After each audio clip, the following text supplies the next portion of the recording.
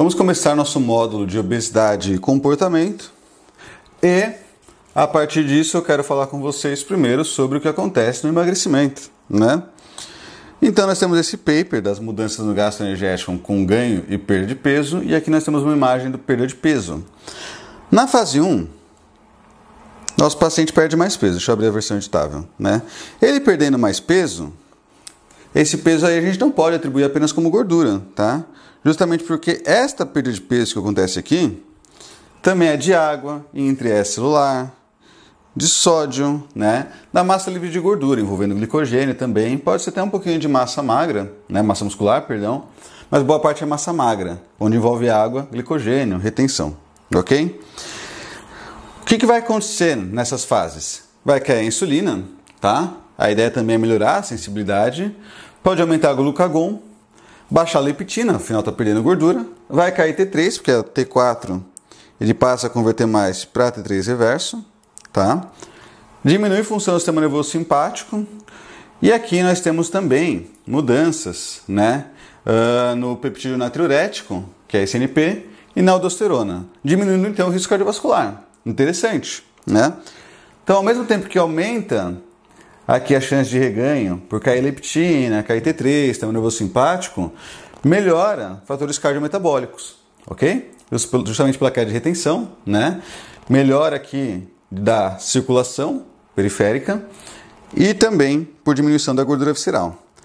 Depois disso, ó, a gente vê a primeira fase, uma queda brusca, vai ficando mais difícil esse emagrecimento, tá? Na fase 2, né? Já que, na verdade, essa perda de peso, né? Já que o indivíduo já começa a apresentar mais fome e, consequentemente, tem menos massa magra para perder facilmente, né? Principalmente a retenção já foi embora, um pouquinho da água ali que estava circulando também. Então essa perda aqui, idealmente, vai ser mais gordura, né? O que pode até desanimar o indivíduo. Esse é um dos pontos principais que a gente vai entender agora, para na parte clínica a gente conseguir trabalhar melhor. E na fase 3, né? É o estado aqui mais parado, onde ele mantém essas alterações de queda de T3, sistema nervoso simpático, uma queda de leptina, aumento aqui de ácido graxo, né?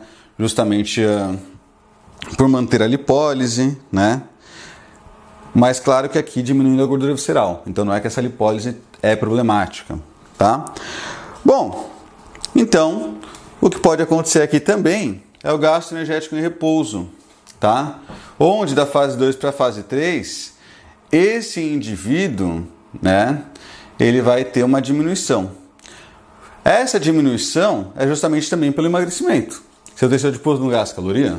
Se você está diminuindo ele, você vai diminuir seu gasto em repouso, seu gasto energético, né? Só que também há uma diminuição do gasto não relacionado ao repouso, tá? Que é o gasto por atividades e exercícios físicos. Então, o seu gasto voluntário e involuntário é diminuído. Seu corpo queima menos calorias para fazer essa movimentação. E isso pode ser um problema também para manter o peso, né? Guardem isso, ok? A gente vê nesse estudo que fizeram aqui emagrecimento, né? E foram medir, esse estudo do New England, inclusive, foram medir os hormônios aqui de fome e saciedade. Grelina, né? Peptídeo YY, CCK, amilina, né?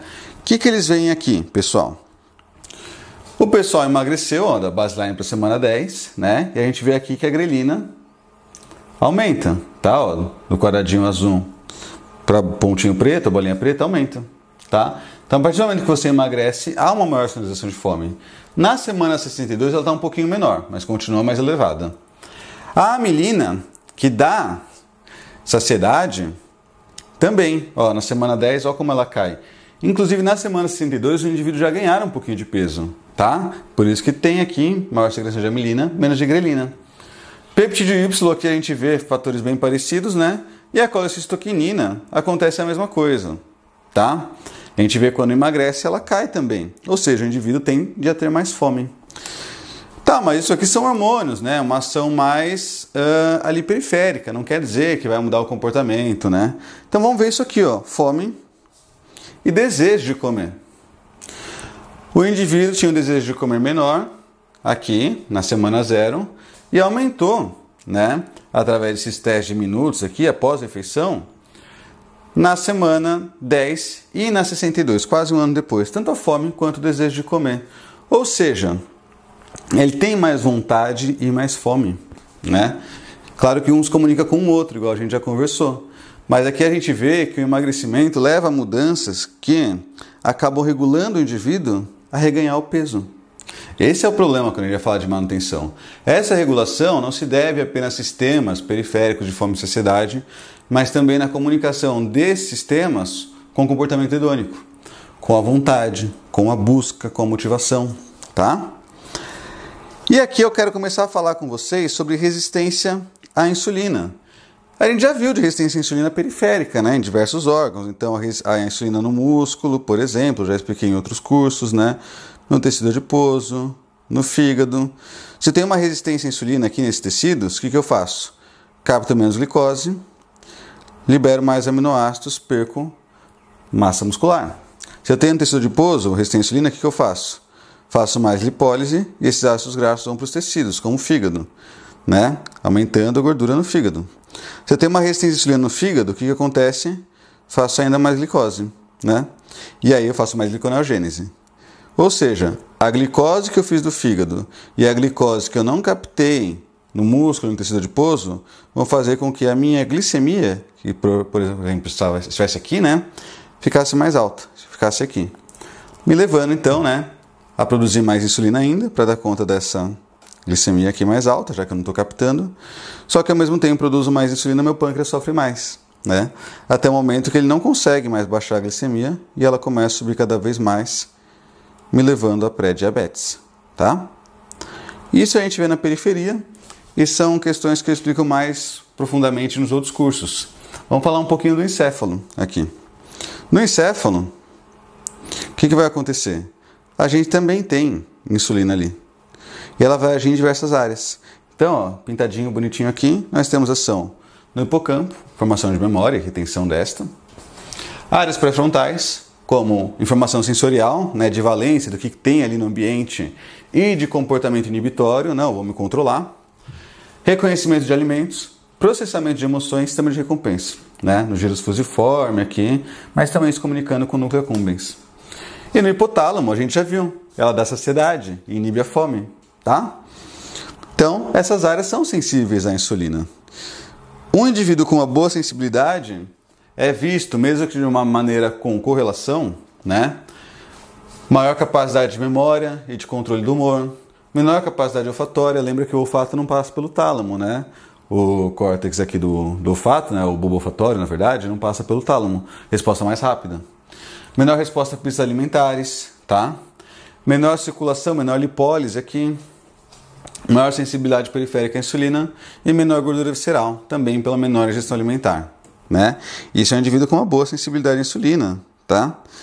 Então a gente vê isso, tá? Tem na legendinha, tudo que eu falei aqui para vocês, ok? Quando o indivíduo tem uma boa sensibilidade à insulina, nós temos outras questões importantes, tá? Isso aqui no encéfalo, né?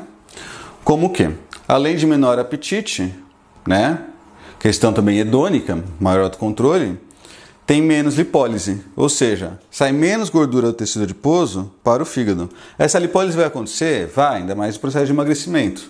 O déficit calórico por si vai estimular a lipólise também, né? Através da MPK. Mas ainda assim, sai menos gordura para o fígado, né? Você tem maior sensibilidade à insulina, essa gordura que meu fígado fez em algum momento vai para o tecido adiposo, diminuindo a gordura visceral. Meu fígado, ele degrada menos BCAA. Guardem isso, degrada menos BCAA. E o BCAA, ele vai competir também com triptofano aqui na barreira hematoencefálica. Lembram? As primeiras aulas, né? Então, quando eu tenho essa barreira hematoencefálica bonitinha aqui também, né? Eu consigo ter uma boa permeabilidade aqui no meu encéfalo, né? Até para evitar excesso de citocinas inflamatórias. Legal, também tenho menor ativação do sistema nervoso simpático, então eu tenho um sistema de luta ou fuga, ok, mas ainda assim não tenho esse excesso de lipólise que a própria adrenalina também pode causar. Então aqui eu tenho uma boa sensibilidade, né? Vou emagrecer, se eu fizer déficit calórico, vou ter lipólise, sim, né? Mas percebam que eu não tenho riscos aqui. Eu tenho um bom controle no apetite, controle hedônico, controle também na periferia. Só que se eu tenho resistência à insulina, eu tenho menor sinalização dela. Tanto por ela não conseguir agir no receptor, quanto por ela não ter suficiente aqui no encéfalo, tá? Então eu não consigo agir nas áreas de sistema hedônico e homeostático. Ou seja, tenho mais fome, menos saciedade, menor controle inibitório. E aí eu vou ter maior ação do sistema nervoso simpático e menor do parasimpático. Excesso de lipólise. Essa gordura vai mais para o fígado. Ó a setinha mais grossa. Pior, essa gordura é menos exportada do fígado do tecido adiposo, né? Aqui a gente vê que você tem uma troca entre elas, mas bem pequenininha, entre o fígado e o tecido adiposo, na sensibilidade à insulina. Agora, né? Quando eu tenho uma resistência, eu tenho bem mais gordura indo para o fígado. E aí meu fígado vai e produz mais glicose ainda por causa dessa gordura. Degrada menos BCA, né? Consequentemente, eu tenho menos passagem de triptofano aqui. Guardem isso. Eu sei que eu já falei que não é bem isso, vontade de doce, mas ainda assim essa passagem de triptofano vai ter importância lá na frente, tá? Ou seja, eu tenho riscos por maior fome, maior vontade e riscos periféricos, por maior acúmulo de gordura onde não deve estar, que é nos órgãos, não só no fígado, tá, gente? Aqui a gente tem a NAFLD, que é a esteatose hepática não alcoólica, né? Mas ainda assim posso ter gordura no pâncreas, no músculo, tá? Isso certamente será prejudicial, né? A resistência à insulina era uma parte vital, ali era funcional, quando a gente pensa, por exemplo, na era do gelo, né? Por quê? Nós tínhamos mais infecção, fome, né? Então o sistema nervoso simpático funcionar assim era melhor, tá? Justamente porque o ideal era que nosso encéfalo, na hora que visse comida, tivesse mais motivação, buscasse mais, né? O ideal era que nosso cérebro, o encéfalo, na verdade, né, tivesse um aumento de apetite, tá? O ideal era que também houvesse mais lipólise, até porque se você está ali em starvation, em falta de comida, né? Legal, vamos então, né? Vamos pegar essa energia aqui, tecido adiposo, que é o nosso reservatório, e usar para outras funções. E também era interessante essa resistência à insulina no fígado para fazer mais glicose, para prevenir hipoglicemia. Já que faltava comida, tinha um monte de infecção. Então tinha sentido para a sobrevivência, né? Mas hoje não. Hoje a gente está nesse cenário. Excesso calórico, sai da frente. Estresse social. Alteração do ciclo circadiano, que eu já falei em outros cursos também de crononutrição. Idade, estilo de vida sedentário. Tudo isso leva a resistência à insulina. Mas a gente tem disponibilidade de comida. A gente não fica 10, 15 dias sem comer, né? E aí o que vai acontecer? Lipotoxicidade, o excesso de lipólise, né? O fígado fazendo hiperglicemia. E aí uma inflamação sistêmica, que não culmina só na resistência à insulina. Através dela nós vamos ter um risco cardiovascular, risco renal também. Um se comunica com o outro, tá? Um aumenta o risco do outro. Um risco para esteatose hepática, NAFLD em inglês, né? Que a gente vê ali em cima, que também há uma comunicação aqui dupla, tá? Ou seja, começou na resistência à insulina. Tudo isso também levando a pré-diabetes e diabetes. Culmina no risco cardiovascular, esteatose hepática, risco renal, hipertensão, né? Por exemplo, né? Aterosclerose aqui também, tá? E começou aqui. Isso aqui também tem função na periferia, mas também tem função no encéfalo, ok? Só para terminar essa parte, né? Na próxima aula a gente continua falando da insulina no encéfalo. Olha que interessante. Aqui eu tenho um estado de sensível à insulina, tá? Estamos falando de neurônios pré e pós-sinápticos. Ou seja, se eu estou sensível à insulina, eu tenho menos BCA passando. Lembra aquele degradado no fígado? Entrou o triptofano aqui, né? Ele entra aqui, eu consigo quebrar ele em 5-HTP e depois, pela enzima TPH2, triptofano hidroxilase, consigo formar serotonina, tá? A insulina em si, que é esse carinha aqui, ó, né? Quando ela se liga no seu receptor, a insulina é esse quadradinho, tá? Quando ela se liga no seu receptor, ela também tem função.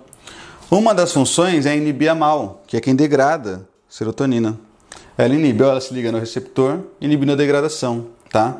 E outra função dela é a ativação da plasticidade neuronal, aumentando aqui a regulação do humor, capacidade de regulação do humor e resposta antidepressiva. Ou seja, ela ajuda na passagem de triptofano, porque eles têm menos BCA disponível, né, já que foi degradado ali no fígado, igual eu mostrei aqui, tá? Não tem nada a ver com BCA indo para o músculo fazendo síntese proteica muscular, tá, gente? E ela também vai ajudar o quê? A inibir a degradação de serotonina E através disso, né, também vai sinalizar aqui plasticidade neuronal, tá? Por outro lado, quando você tem uma resistência à insulina, você tem menos triptofano chegando, ó, azulzinho, bem mais BCAA, né? Consequentemente, você faz menos serotonina. Você possivelmente pode degradar mais essa enzima, triptofano hidroxilase, porque olha só, a insulina no estado sensível se ligou ao receptor, ativou essa enzima, tá? De triptofano hidroxilase, TPH2. Aqui não tem essa ativação tão boa. Você não inibe a MAO, então você degrada mais serotonina e você tem menos plasticidade neural, ok? Isso aqui no hipocampo, né? No núcleo dorsal da RAF, estão se comunicando, tá? Hipocampo é onde ocorre essa plasticidade neural. E o que eu falei sobre depressão para vocês? Na depressão há um menor, na verdade, volume hipocampal, né? A morte dos neurônios do hipocampo. E aqui a gente vê isso também, através de menor função da insulina. Nisso há uma associação entre resistência à insulina e diabetes e depressão. É a associação. Não estamos fazendo causalidade, né? Mas pode também, pela própria resistência à insulina, pela questão do encéfalo, e a alteração não apenas da serotonina, tá, gente? Mas da plasticidade neural, regulação do humor, levar a um maior risco para a depressão. Embora seja associação, né? A gente tem estudos iniciais que usam ali metformina, né? Em animais com comportamento depressivo, é encontrado benefício sim, mas ainda a gente não pode pensar que, vou usar um fármaco antidiabético para depressão com alto nível de certeza de resolução. Mas deixa bem clara a função da insulina no comportamento também, ok? Bom, próxima aula a gente continua falando então da resistência à insulina no encéfalo.